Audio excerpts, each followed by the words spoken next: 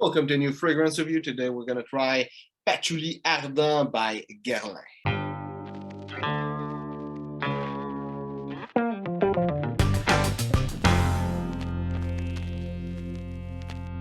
So we got a nice little bottle of Patchouli Ardent, which is not so new. It's like not the lastest bottle that in the market by Les Absolu, but the one right before the box. I actually think that the bottle is really nice. I like the bottle from that line. I like the shape and everything, the little B on top, the little label, but I kind of like it that it's blue. You might have noticed that blue is my favorite color since like pretty much every video I'm wearing something blue. There's a little something written at the back of the box. A legendary inspiration in the world of perfumery. Patchouli is given a place of honor in this fragrance from the Absolu collection. Thierry Wassa, Guerlain's perfumer, exalted the luminosity of the typical dark and woody faceted patchouli, rendering it livelier and more powerful, mixed with note of pepper and fig. The elegance of Turkish rose absolute follow in its wake, upheld by a vibrant cedar. Its trail of scent is wrapped in a majestic leather and musk accord. So that's what I smell. So as I spray it on paper, in the air I'm getting a lot of fig. And if you go on Fragrantica, you'll see that the notes that are rated, and I think fig is really like undervoted on the fragrance because it's really one of the most obvious notes that you're gonna get. On the paper, picking up a lot of leather, picking up some pepper, we have some patchouli. It seems to be really heavy, but the leather really overwhelmed the patchouli and paper. There's a little bit of freshness and sweetness in the undertone. Really hard to say what it is. Could be rose, could be fig. Unlike on paper, it's hard to figure it out. Like both of those notes have a little like something similar, I think. Not like in the smell, but in the effect they do in the fragrance. I'm also picking up like little bit of musk on my skin. What I'm picking up, I've been wearing the fragrance couple times, and it's weird how the fragrance is different. I don't know exactly what gives the difference in the fragrance. I haven't been wearing it enough to pinpoint what makes the change. Might be the heat, might be like different day of my body chemistry, might be humidity, all those things might seems to change the smell of the fragrance. And it's actually one thing that I love about that line is that how much variety you're getting from the same scent from time to time that you wear it. Like patchouli, of course, is the most present note in the fragrance. Sometimes it's a big patchouli and rose fragrance, and I'm picking up a lot of rose. Sometimes I'm not picking up rose at all. The opening, it's more patchouli and fig. Sometimes it's more patchouli and leather. Seems to always have some fig and some leather in it. It's just that it's not always that powerful depending on the weather. Now I'm having a more fig, more leather, and it's pretty hot. A little bit humid also.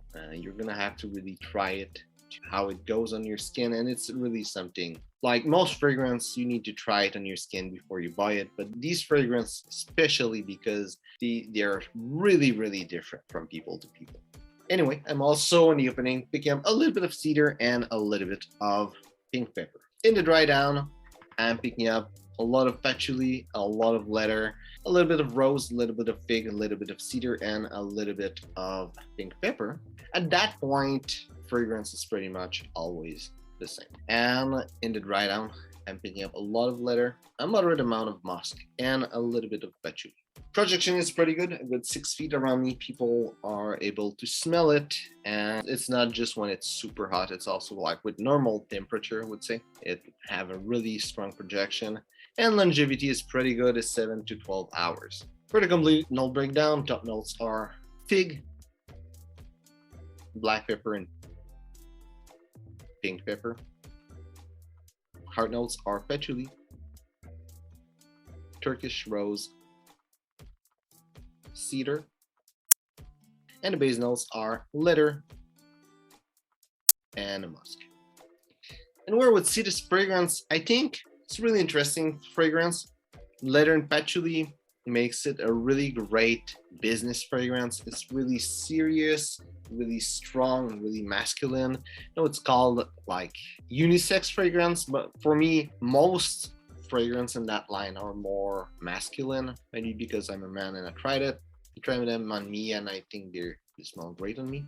There's also the notes that are more spicy or leathery that I feel are, and more woody that I feel are more masculine. As a dating fragrance, I think it would be really great. Also, it's extremely unique. If you want something that will make you stand out, it would be really great.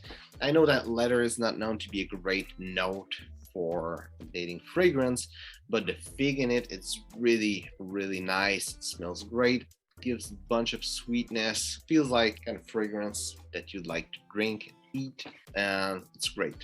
In the summer winter spectrum, I've been wearing it in not high temperature but pretty good temperature, and I think it would be able to hold, even though it's like a bit bold to wear something when it's hot, but it does the job. It might be a bit intense, but it's more, for me, a winter fragrance. It should be able to cut through the cold, not like completely, but it should be doing a good job in winter, especially in Canada. If you're the US, it should be, the more you're going to south, the more your winter, it's going to be easy to wear it. And as an everyday fragrance, I don't think it would be good. It did project well. It smells great. Longevity is great also, but it's really, really bold to wear like in an office or that kind of setting.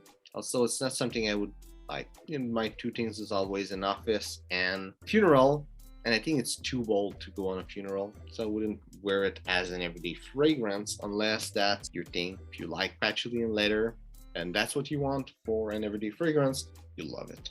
But it's not where I would put that fragrance. Now, as you can imagine, I love Guerlain, I love that line, and I love leather, so I think the fragrance is really great. If you don't like leather, if you hate leather, you're probably gonna hate the fragrance too, because leather is really present in the fragrance. But if you love leather and you want a little original twist on leather, something that, those like sweet leather fragrance, like Tuscan leather and things like that, but you want a different twist on a sweet leather, this is definitely something you should check out. So, hope you enjoyed the video. If it's the case, well, like and share.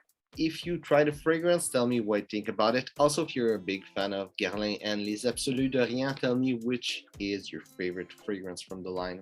So, thanks for watching, and see you soon.